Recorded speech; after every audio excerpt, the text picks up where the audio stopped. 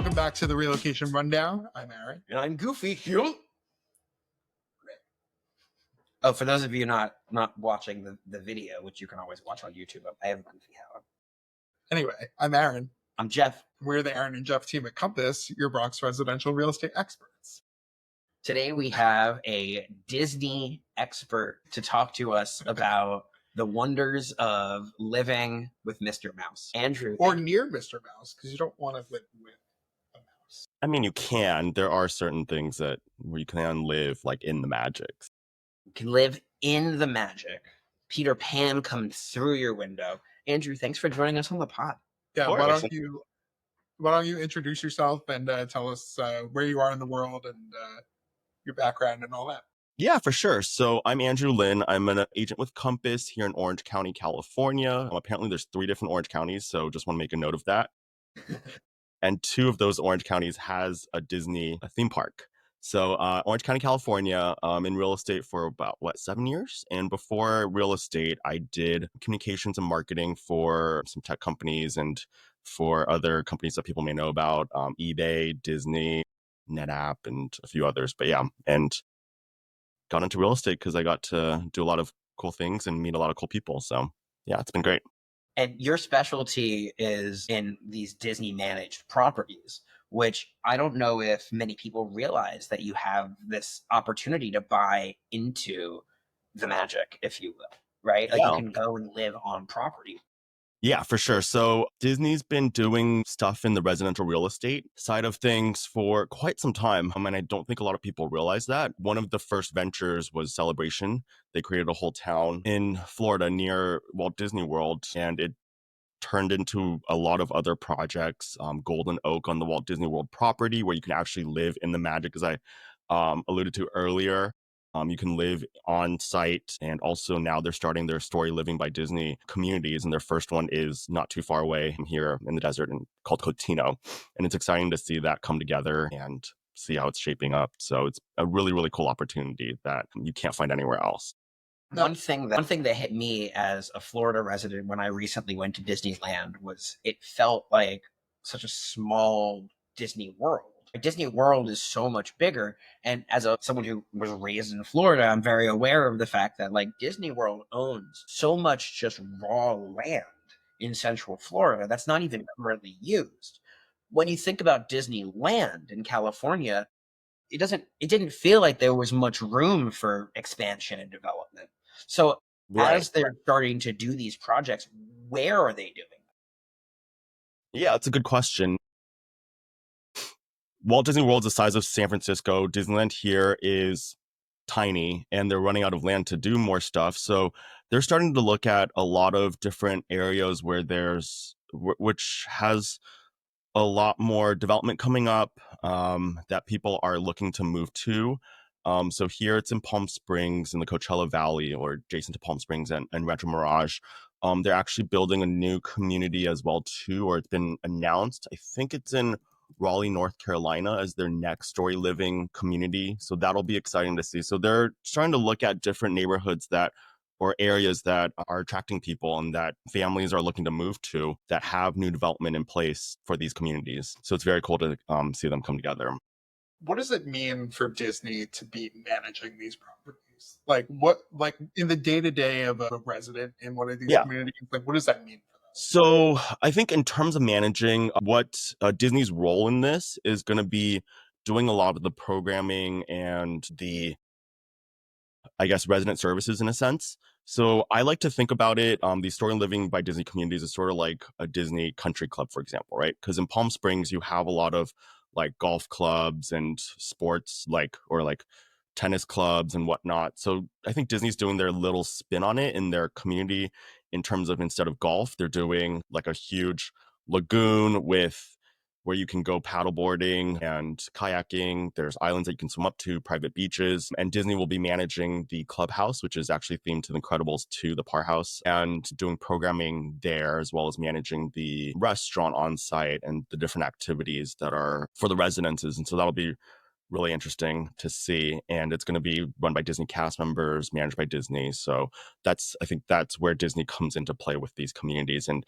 creating those special Disney magical elements for the residents. What are the demographics of the people who tend to be like going for this type of property? Is it like Disney adults? Is it people with kids? Is it a kind of a blend of everybody? Is it a retirement community? Yeah, that's a good question.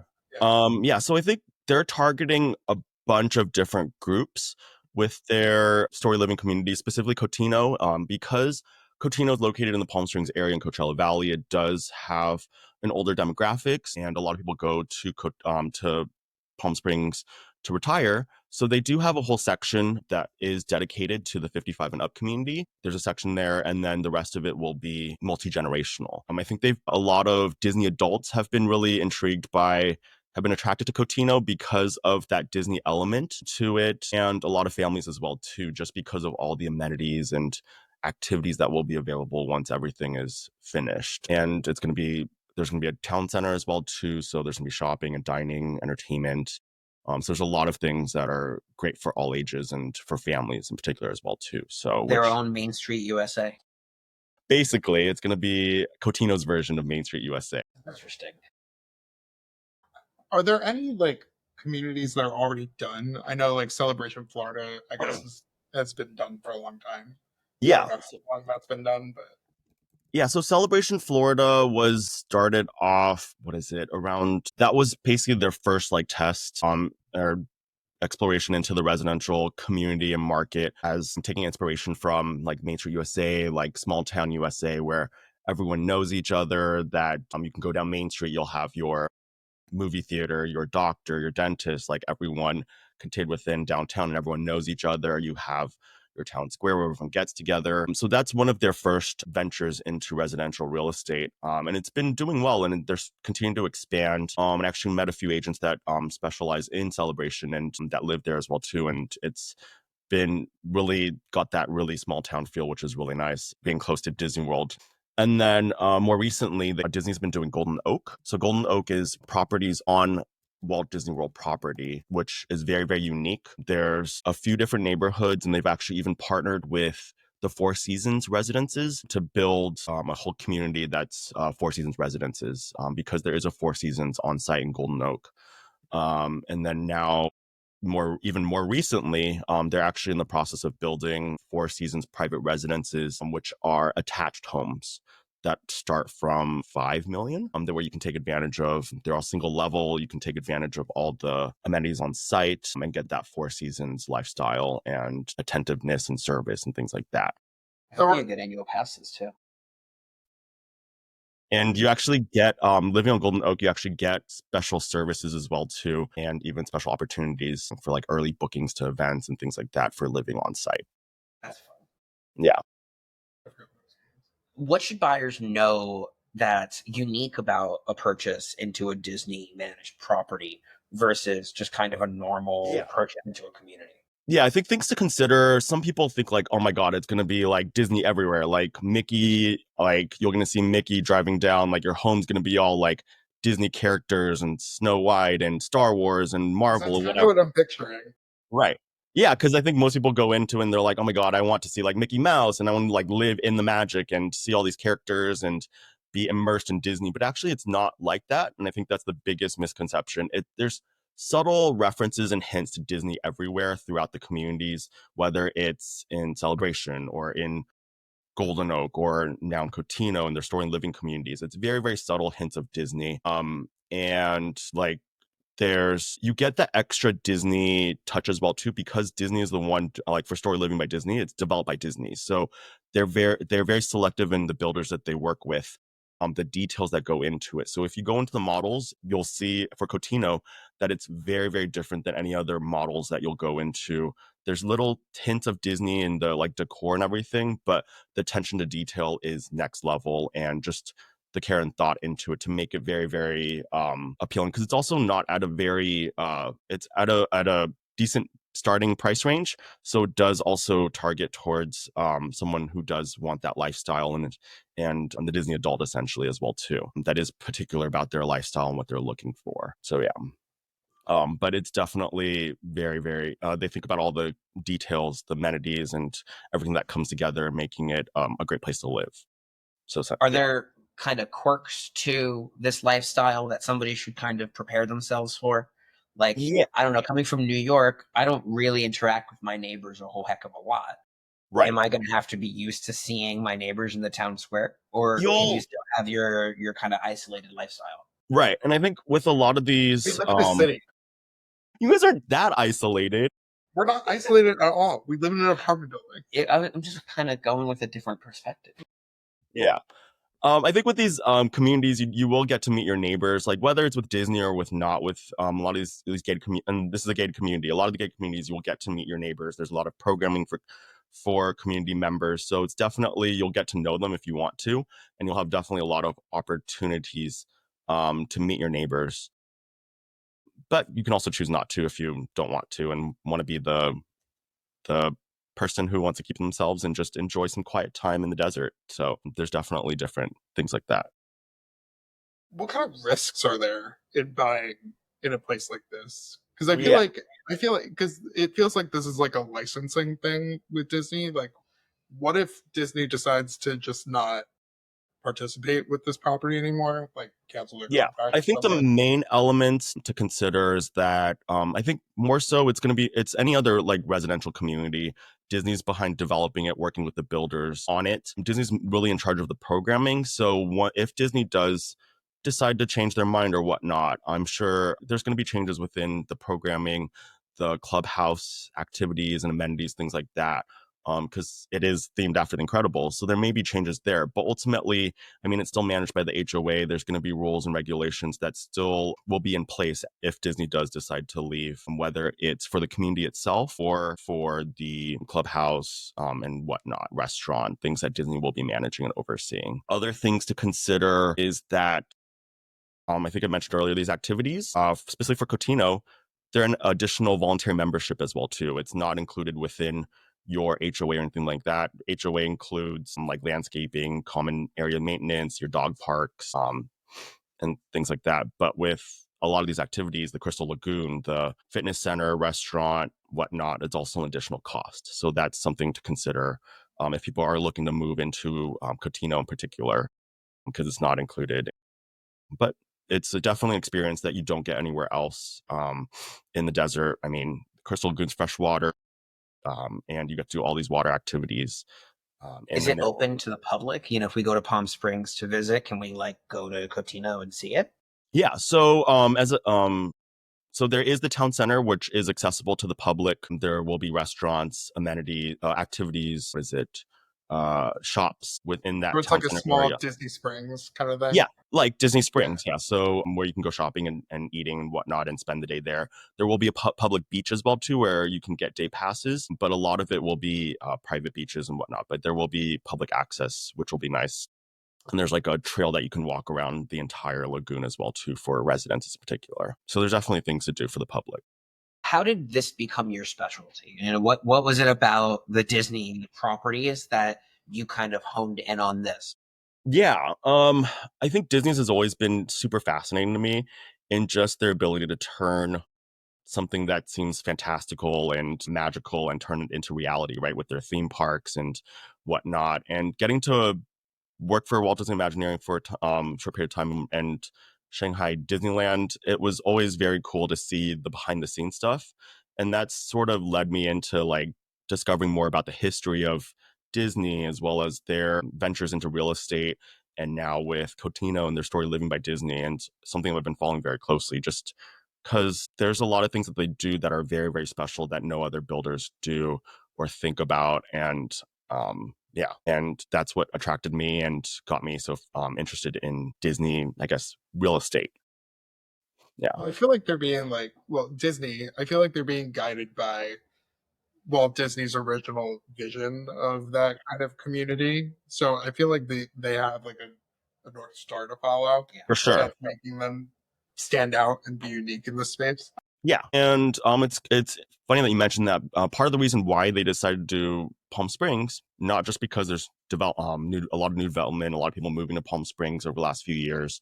Part of it's also because of Walt Disney's history within Palm Springs. Walt Disney had a residence in Palm Springs and Smoke Tree Ranch, and that's sort of the, I guess, backstory, like reason for them to explore Palm Springs and the Coachella Valley for one of their first residences because of the ties to Disney. And I guess they also had a documentary, The Living Desert. So there's a lot of different hints of Disney that were inspirations that Disney takes from for these communities. So it'll be interesting to see their next one, Asteria in Raleigh, North Carolina, and what inspiration they take from and what amenities. I heard that they're going to open a park in Abu Dhabi. I know, right? That'll be interesting. They just announced that last week. So it seems like it's going to be like no other park with a next generation castle and things like that. So it'll be I don't interesting. know if they're going to be doing gay days out there. So, but they are here at Disneyland. Yeah. what would you say to somebody who's, contacting you and saying like, hey, I live on the East Coast and I'd like to move into a Disney managed property. Help me figure that out. I would say come out, visit the community first, because it's all about the area neighborhood that you're living in. And let's see if these Story Living by Disney communities will be perfect for you, because there's a lot of things that they offer. But definitely let's get to know the area, see if it's a good fit for what you're looking for, if Palm Springs is where you want to live, and see what Cotino has to offer in terms of their residences, and see what fits what you're looking for, and check out the models as well too, because their models are really how would you compare price points for something like in these Disney managed properties as opposed to like, I want to just get my own single family in the Palm Springs area? So definitely it's at a premium, just because Disney does target more of a luxury lifestyle and home. They're working with 3 of the top builders in the luxury real estate space. So what is it? Davidson, Shea Homes, and Woodbridge Pacific. So they do a lot of the luxury homes. So it's definitely going to be at a premium. There are things that will also be an additional cost to the home prices. I think for Cotino, they're anywhere from 2,200 square feet to their estate homes. Their largest estate homes are like 4,000 square feet, and they're beautiful. It's going to start from I think the high ones for their 55 and up long table acre homes. And then for the multi-generation starts from about mid twos. So it definitely is going to come at a premium, but you do have a lot that is offered with that. And also I think yards are going to be additional as well too. So there's a lot of different things price point wise to think about, but also different options. I was looking at some of the models on the website, and the ones by Davidson look really nice. I like them. They're very like mid-century modern. I mean, like most of them are, but there's something about that one, the all like glass facade, that looks really nice. Yeah. And I think the other thing to think about is also Disney's taking inspiration from the communities that you're in or that they're in for the inspiration of the homes that they're building. So because Cotino is located in the Coachella Valley, where mid-century modern is a very big thing, a lot of the homes are going to be more mid-century modern, a desert. The color palettes well too, and some of the finishes on the exteriors will also be a little bit more neutral, and that desert palette as well too. So that's also some of the considerations that Disney's looking at, and providing some direction with the builders on in terms of the architecture to stay true to the local community and make sure that it's not just like a Disney house, for example. Yeah. So, yeah. Where are they going to go from here? Are they going to like finally do the Tomorrowland that they always dreamed of, or are they going to stick with like just a suburban community? Like, I mean, it'll be interesting. I think Cotino's the real test of their first Story Living by Disney, and see how that goes in terms of the future. I mean, I would love for them to build an Epcot like futuristic city. Maybe they'll do something similar in Abu Dhabi, since I think it would fit that that whole area and that vibe. So, I mean, I would love to see that, them building a futuristic city with that Walt Disney envisioned for Epcot. But I think right now, the thing that makes sense is going to be residential. And for them to bet big into residential means a lot, because they're not going to be going into something that is that people don't want. So I think they're going to be going after more residential that people are looking for. This has been great, Andrew. And I thought we would maybe kind of come near the end of our little podcast with a few fun questions. So my first question for you is, what's your favorite Disney movie? My favorite Disney movie would be Toy Story. And part of that is because it was one of their ventures with Pixar and just started the CGI like movie. It really pioneered CGI movies, animated movies, and Princesses or villains? that's a tough one. I would say villains, just because there's that mysterious dark side of them. Who's your favorite villain? It would be Maleficent because she can turn into dragon. She's And sick. she breathes fire. So Last question: favorite theme park, a Disney theme park that you've been to around the world? Tokyo Disney And then, Sea.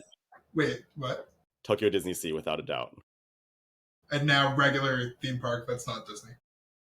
Regular theme park that's not Disney. I would say Knott's Berry Farm's a charming one. Part of it, it's because it's so historic and there's different elements to it. And Disney also took inspiration from Knott's Berry Farm, and it's close by too. So they have a really good Boys Berry festival every year. I didn't even know that was a thing. Yeah, I don't know either. All right, cool. Well, thank you, Andrew. You're the best. We love you. Love you too. Do you want to tell our listeners where they can find you, follow you, get in touch with you? Yeah, I'm on socials at Andrew Lin Holmes, I think on TikTok, Instagram, so you can find me there and see all my Disney things. I'm at Disneyland like once every other week, sometimes more often. But you can find me there. I guess also if you email, call, beat me. What is it? Call me, beat me if you want to reach me, like Kim Possible. If you want to page me, it's okay. Yeah. So find me on socials.